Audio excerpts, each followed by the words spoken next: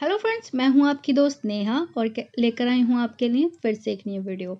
आज की इस वीडियो में हम पढ़ने वाले हैं अपराध के समाजशास्त्रीय सिद्धांत, अपराध के कारण और उनके रोकथाम के सुधार के नियम। तो फ्रेंड्स, इस वीडियो को आप शुरू से लेकर लास्ट तक देखें, हर एक पॉइंट को समझने की कोशिश करें, तभी आपको वीडियो समझ में आएगी। और अगर वीडियो पसंद आए तो इसको लाइक और शेयर कमेंट जरूर कीजिएगा। आगे जरूर फॉरवर्ड करा करिए ताकि और लोगों तक भी पहुंचे, ज़्यादा से ज़्यादा लोग इसको देख पाएँ और घर बैठ के वो पढ़ पाएँ, क्योंकि इस टाइम जो चल रहा है कोरोना टाइम, तो कॉलेज बंद, स्कूल बंद, सब कुछ बंद है। तो घर पे रह के लोग पढ़ पाएँ, ईजी नोट्स उनको मिल पाएँ, इसलिए आप इसको आगे जरूर शेयर करा करिए।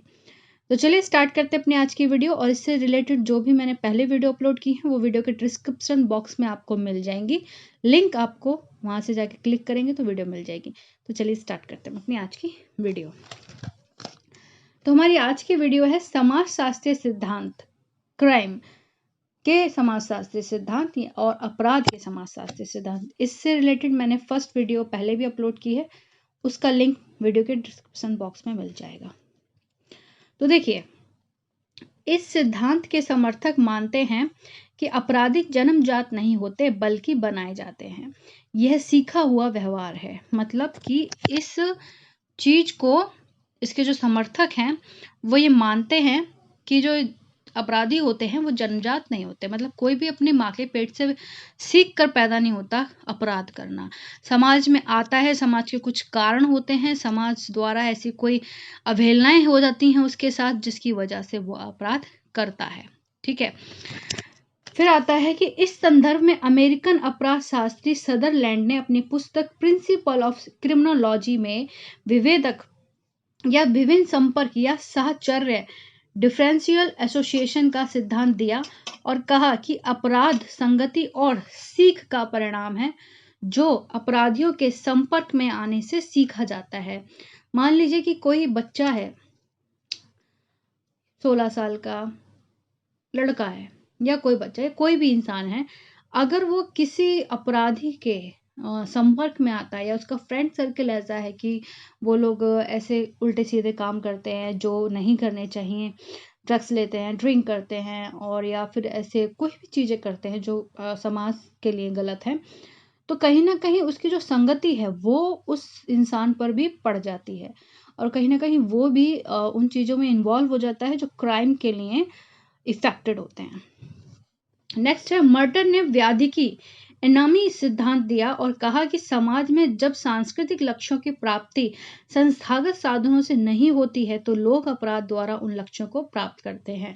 मतलब जैसा कि आजकल है कि भाई रोजगार बहुत सारे खत्म हो गए हैं कोरोना की वजह से, तो आपने देखा होगा कि आजकल चोरियां भी बहुत ज़्यादा बढ़ गई हैं, क्राइम तो बढ़ ही रहे हैं। अभी बहुत सारी आप न्यूज़ देखते हैं कि लोग पॉकेट मार रहे हैं या किसी के घर में घुस गए हैं, चोरी कर रहे हैं। बहुत सारी ऐसी न्यूज़ भी आजकल आ रही हैं क्योंकि रोजगार लोगों से छिन गया है, उन लोगों को पैसा चाहिए और उन लोगों को अपना पेट पालने के लिए कुछ तो चाहिए, तो वो ऐसी चीज़ें करने लग जाते हैं जिससे उनको जल्दी से पैसे मिल जाएं। मतलब उनको वैसे लीगली तो नहीं मिल रहे हैं तो अनलीगली उनका ये काम हो जाए, तो वो चोरी चकारी या क्राइम जैसी चीज़ें करने से पीछे नहीं हटते हैं। नेक्स्ट है हमारा, अगर आपको इसकी पीडीएफ चाहिए फ्रेंड्स तो आप मुझे मेल कर सकते हैं। इसकी पीडीएफ आपको मेरे मेल से मिल जाएगी और नहीं तो आप इसको डाउनलोड कर सकते हैं। वेकर ने अपराध का लेवलिंग सिद्धांत दिया जिसके अनुसार समाज ही व्यक्ति पर अपराधी का लेवल लगाता है, स्वयं व्यक्ति भी इस लेवल को स्वीकार कर लेता है और अपराधी व्यवहार करता है। मान लीजिए अगर आपके आसपास ऐसा कोई इंसान है जिसको सब लोग इरिटेट करते हैं, अरे कोई चश्मा लगाता है, भोला भाला सा है, तो कोई उसको कहता है कि भाई सीधा साधा है और नाजुक सा है, या फिर बैटरी या कुछ भी ऐसी नाम ले लेकर उसको बुलाते हैं, पागल है, मूर्ख है, एवं है या वेल्ला है। इस तरह की चीज़ें जब लोगों के सामने एक ही बार कई कई बार लगातार उसको एक लेवल दे दिया जाता है तो कहीं ना कहीं इंसान उस लेवल को स्वीकार कर लेता है और कहता है यार हाँ सच में मैं ऐसा ही हूँ, इसीलिए लोग मुझे ऐसा कहते हैं।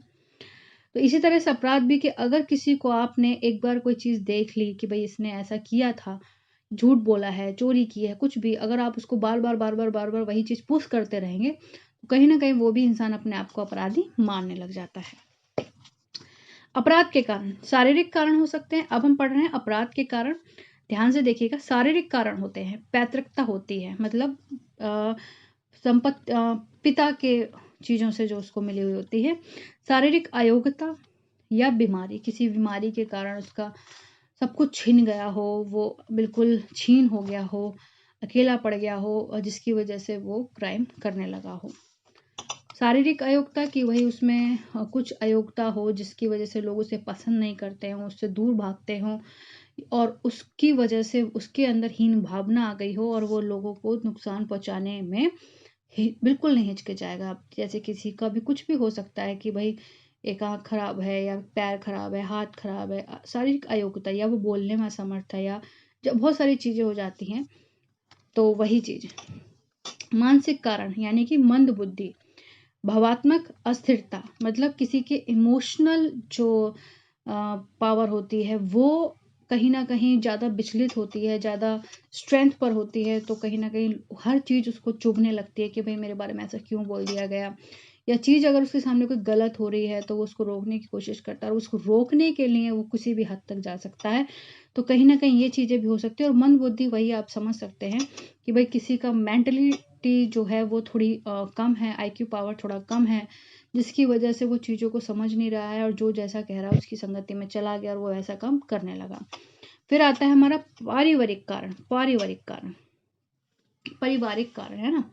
पारिवारिक कारण में असंतुलित परिवार, मतलब जिसमें संतुलन ना हो परिवार में, जिसका मन जो आ रहा है कर रहा है, कोई किसी पे ध्यान नहीं दे रहा है, पैसा कहाँ आ रहा है कहाँ जा रहा है कुछ पता नहीं है, बस बच्चे बिगड़ रहे हैं, लगे पड़े हैं किसी उल्टे सीधे कामों में, उन चीज़ों पे कोई ध्यान नहीं देता। नियंत्रण का अभाव होना, वही जैसे कि कोई घर में जॉइंट फैमिली में बच्चा रह रहा है लेकिन उस पर नियंत्रण नहीं है, या अकेले न्यूक्लियर फैमिली में भी रह रहे हैं तो भी उनमें जैसे मम्मी पापा आजकल बच्चों को फ़ोन दे देते हैं, लेकिन बच्चों को फ़ोन देने के बाद उन पर नज़र भी रखनी चाहिए कि बच्चा आखिर फ़ोन में कर क्या रहा है, क्योंकि बहुत सारी चीज़ें हैं आजकल हमारे फ़ोन में कि कहीं ना कहीं बच्चों को गलत तरीके भी सिखा सकते हैं।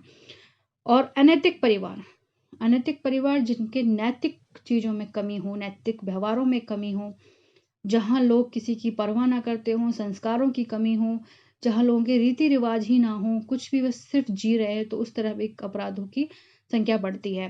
फिर आता है अपराधी परिवार, मतलब जिसमें अपराध पहले कोई जेल गया हो, या किसी ने कोई क्राइम किया हो, या कुछ भी मुकदमे चल रहे हों, या ऐसी चीज़ें भी किसी ने किसी का कुछ नुकसान कर दिया हो, या किसी ने किसी से बदला लिया हो, उस तरह के परिवार। टूटे परिवार, वही कि भाई किसी में फूट पड़ी हो और परिवार टूट गए हों, मम्मी पापा अलग हो गए हों, या फैमिली जॉइंट थी वो अलग हो गई हो, तो बच्चों पर गलत असर पड़ता है उस चीज़ का। अगर डाइवोर्स हो गया हो हस्बैंड वाइफ का, उस हिसाब से भी बच्चों पर गलत असर पड़ता है। फिर उनको टोन किया जाता है कि यार तेरी तो माँ ऐसे चली गई, तेरा तो बाप ऐसे चला गया। तो इस तरह के जो वर्डिंग होती हैं बच्चों को या किसी को भी इफ़ेक्ट करती हैं, चाहे वो बच्चा हो, चाहे वो किशोर हो, चाहे वो कोई भी इंसान हो, उसको इफ़ेक्ट करती हैं, और कहीं ना कहीं वो क्राइम करने लग जाता है अपने आप को इन चीज़ों से अलग करने के लिए। आर्थिक कारण, निर्धनता हो सकती है, जैसे आजकल बहुत ज़्यादा गरीबी बढ़ रही है, आर्थिक संकट हमारे ऊपर बहुत ज़्यादा आ गया है, तो इसमें भी लोग उभरने के लिए कहीं ना कहीं अपराध कर रहे हैं। बेकारी, जिसके पास रोजगार ना हो। व्यापार व्यापार कैसे हो सकता है, अपने बिजनेस को आगे बढ़ाने के लिए बहुत सारे आपने काम किए हों, अपने बिजनेस को मतलब स्ट्रेट करने के लिए आपने बहुत सारी चीज़ें की हों, और दूसरों को नुकसान पहुंचाने से भी लोग पीछे नहीं हटते कि नहीं भाई हमारे बिजनेस ही यहाँ पे होना चाहिए और दूसरे का नहीं होना चाहिए। तो कहीं ना कहीं आप क्राइम पेट्रोल देखते ही होंगे, बहुत सारी चीज़ें ऐसी दिखती हैं उसमें। चक्र, किसी चक्र को चलाना। अकाल, कोई भी अकाल ऐसा हो जाता है जैसे कि भाई सूखा पड़ जाता है या बाढ़ आ जाती है, कोई भी ऐसी चीज़ें हो जाती है जिसकी वजह से अकाल जैसी परिस्थिति आ जाती है, उसमें लोगों के पास कुछ नहीं बचता और वो लोग क्राइम करने के उस पर खड़े हो जाते हैं। फिर अन्य कारण, युद्ध, न्याय एवं पुलिस व्यवस्था, धर्म और मनोरंजन, ये भी एक कारण है। युद्ध अगर होता है तो भी क्राइम होते हैं। न्याय एवं पुलिस से अगर किसी को न्याय ना मिला हो तो वो अपने लिए न्याय मांगने के लिए दूसरों को नुकसान पहुंचाता है। पुलिस से अगर गलत व्यवहार लोगों को मिलता है तो वो पुलिस से झड़प करते हैं। पुलिस से आजकल आप लोगों ने देखा होगा बहुत ज़्यादा कांड ऐसे हुए थे कि पुलिस जो लोगों को कोरोना की वजह से बचाने जा रही थी उन्हीं पर बहुत गंदे वार हुए। आपने देखा होगा पंजाब में एक पुलिस का हाथ कट गया था। ओ माय गॉड, बहुत ही ज़्यादा गलत वो चीज़ हुई थी कि लोग क्षुब्ध थे इस चीज़ से कि भाई पुलिस हमें क्यों रोक रही है, लेकिन वही लोगों की बुद्धि मंद थी ना, वो तरीके व्यवस्था, लोगों को कोई चीज़ व्यवस्था मैनेजमेंट किसी को चीज़ को पसंद नहीं आ रहा कि भाई हमें मैनेजमेंट पसंद नहीं आ रहा, उससे चीज़ को दूर करने के लिए लोग क्राइम करते हैं। तो देखते हैं कि भारत में अपराध किस तरह से होते हैं। तो गांव की तुलना में नगरों में अपराध अधिक होते हैं। बालकों की तुलना में युवकों में अपराध अधिक पाए जाते हैं। भारत में स्त्रियों की तुलना में पुरुष अधिक अपराधी होते हैं। लेकिन आजकल तो भाई सब कुछ है, सब कुछ। औरतें भी कहीं पीछे नहीं होती क्राइम करने में। जनसंख्या, औद्योगिकरण एवं नगरीकरण ने अपराध को बढ़ावा दिया है। आजकल आप लोग देख रहे होंगे कि आजकल ऐसा कोई वर्ग या कोई कैटेगरी नहीं है जिसमें लोग अपराध करने से पीछे होते हों, क्योंकि ऐसा है क्योंकि अभी हम लोग एक मान्यता लेकर चलते हैं कि पुरुष ज़्यादा क्राइम करते हैं। लेकिन आजकल अगर हम देखते हैं क्राइम पेट्रोल देखते हैं जिसमें रियल स्टोरीज दिखाते हैं, उसमें आप देखते हैं लेडीज का भी पूरा हाथ होता है। तो हर तरह से क्राइम हो रहा है इस टाइम पे। आप कोई भी एक अवधारणा नहीं बना सकते, लेकिन फिर भी भारत में मान्यता है कि भाई गांव की तुलना में नगरों में अपराध ज्यादा होते हैं, बालकों की तुलना में युवकों में अपराध ज्यादा होते हैं, भारत में स्त्रियों की तुलना में पुरुष अधिक अपराध करते हैं। जनसंख्या, औद्योगिकरण और नगरीकरण, ये तो है कि जनसंख्या जहां अधिक होती है वहां क्राइम ज्यादा होते हैं, औद्योगिकरण जब बढ़ता है तो अपराध ज्यादा बढ़ते हैं, नगरीकरण की प्रक्रिया भी अपराध को जन्म देती है, अपराध को बढ़ावा दिया है। भारत में भी अपराध के लिए यही कारक उत्तरदायी है जो सामान्यतः अपराध के लिए उत्तरदायी होते हैं। ठीक है। दंड के सिद्धांत, सेठना के अनुसार दंड एक प्रकार की सामाजिक निंदा है और इसमें आवश्यक नहीं कि पीड़ा या कष्ट सम्मिलित हो। मतलब दंड आप किसी भी तरह से दे सकते हो, जरूरी नहीं है कि आप उसको तड़पा के ही मारोगे। दंड अगर देना है तो जैसे आजकल हम लोग कर रहे हैं बायकॉट चाइना का, तो ये भी एक तरह से दंड ही हुआ कि आप दंड दे रहे हो चाइना को, उसका बायकॉट करके उसकी चीज़ों को डिस्ट्रॉयड करके। तो हम लोग बहुत सारी चीज़ें ऐसी कर रहे हैं कि हम लोग, है ना, तो कहीं ना कहीं दंड देना जरूरी नहीं है कि आप किसी को मार पीट के ही दंड दो। बहुत सारी चीज़ें, बहुत सारे ऐसे काम होते हैं जिससे आप लोगों को दंड दे सकते हो। दंड के प्रमुख सिद्धांत हैं। प्रायश्चित का सिद्धांत, दंड अपराध के प्रायश्चित के लिए दिया जाता है कि भाई दंड इसलिए दिया जाता है कि अपराध जिसने किया है उसको प्रायश्चित हो। प्रतिशोधात्मक सिद्धांत, ये जैसे को तैसा सिद्धांत पर निर्भर करता है कि भाई उसने मेरा ऐसा किया तो मैं उसका भी ऐसे करूंगी, उसने मेरे बच्चे को मारा तो मैं भी उसके बच्चे को मारूंगी, या उसने मेरा हाथ तोड़ा तो मैं भी उसका हाथ तोड़ूंगा, है ना, इस तरह से। प्रतिरोधात्मक सिद्धांत, इसका उद्देश्य दंड देकर भविष्य में होने वाले अपराधियों को कारावास या मृत्यु दंड देकर उन्हें अपराध से अलग रखने पर बल देता है। ठीक है। नेक्स्ट है हमारा निरोधात्मक सिद्धांत। यह अपराधियों को कारावास या मृत्यु दंड देकर उन्हें अपराध से अलग रखने पर बल देता है कि यह अपराधियों को कारावास यानी कि जेल में मृत्युदंड देकर उन्हें अपराध से अलग रखने पर बल देता है कि भाई अगर मान लीजिए कि किसी एक अपराधी को फांसी की सजा दी जाती है तो कहीं ना कहीं उससे रिलेटेड बहुत सारे लोग ये कारण जानकर ये दंड देखकर डर जाते हैं कि भाई ऐसा हमारे साथ हो गया तो हम अपराध ना करें। सुधारात्मक सिद्धांत, अपराधियों को सुधार कर अच्छे नागरिक बनने पर बल देता है कि भाई जैसे लोगों को पहले मौका दिया जाता है कि हाँ चलो तुम इतने दिन जेल काटी तो अब तुम थोड़ा सुधर गए होगे, नहीं करोगे, इस सिद्धांत पर। फिर अपराधों की रोकथाम, अपराधों को रोकने के लिए जेल परिवीक्षा, पैरोल तथा उत्तर संरक्षण सेवाओं के द्वारा प्रयत्न किया जाता है। जेल व्यवस्था, हाँ, तो जेल व्यवस्था, प्राचीन काल से ही अपराधियों को जेलों में रखा जाता है। सन 1838, 1862, 1919 से 20, 1946 में जेल सुधार समितियां बनी। 1956 में काले पानी की सजा, जो कि आप लोगों ने सुना होगा, समाप्त कर दी गई थी। हमारे यहाँ 3 प्रकार की जेलें हैं, प्राचीन, विहीन, बाल बंदी गृह, अधिक सुरक्षा वाली जेलें। तो अधिक सुरक्षा वाली भी 3 प्रकार की जेलें होती हैं जिसमें है केंद्रीय कारागार, और जिला कारागृह, उप कारागृह। परिवीक्षा क्या होता है? इलियट के अनुसार परिवीक्षा इस प्रकार दंड देने वाली संस्था से इस शर्त पर ये बनी है कि अपराधी अच्छा व्यवहार करेगा, मुक्ति मिलने को कहते हैं। मतलब परिवीक्षा में उन लोगों को रखा जाता है जिससे हम ये उम्मीद करें कि भाई अपराधी जो है वो बेल मिलने के बाद या बाहर जाने के बाद अच्छा काम करेगा। नेक्स्ट हमारा भारत में 1888 में परिवीक्षा प्रणाली लागू की गई थी। परिवीक्षा में प्रथम बार अपराध करने पर अपराधी को दंड के बजाय इस शर्त पर मुक्त कर दिया जाता है कि वह अच्छा आचरण करेगा। पैरोल पर उन अपराधियों को छोड़ा जाता है जिन्हें लंबी अवधि की सजा मिली हो और उसका कुछ भाग काट दिया गया हो। कुछ भाग काट लिया गया, मतलब उसने बहुत लंबी उसको सजा मिली है, 8 साल, 10 साल, 14 साल, लेकिन उसने अपना 7 साल कंप्लीट कर लिए हों तो उसका आचरण अगर सही हो गया हो तो उसको छोड़ दिया जाता है। फिर उत्तम संरक्षण सेवा का संबंध सजा काटने के बाद अपराधी का समाज में सामंजस्य कराने से है, कि मतलब फिर के अपराधी को कोई और अपराधी ना समझे, उसके लिए अच्छे काम उसको दिए जाते हैं, उसको कहीं ना कहीं ऐसी उद्योग में लगा दिया जाता है कि भाई तुम ये काम कर लो, तो कहीं ना कहीं उसको सही मार्गदर्शन दिया जाता है।